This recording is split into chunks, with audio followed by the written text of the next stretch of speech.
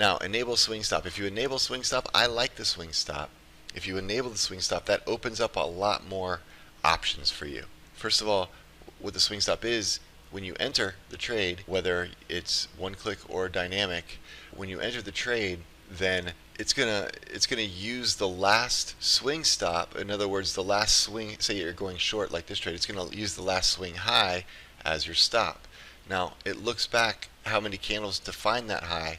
I like for the reversals to go like 100 because I want to make sure we're getting the full high, right? I want to make sure it's the absolute high. But so in this case, if we were to say enter here, or if we entered here, for example, because that's dynamic, right? A bearish candle and a break below that candle right there. So this would be dynamic. If we entered here, it would count 100 candles. What are the divided all the way to 100, and it'll take the highest point. Boom. This is your stop.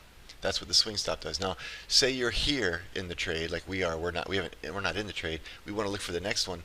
The 100 would still cover this. If you go back 100 from here, that'll still be the high.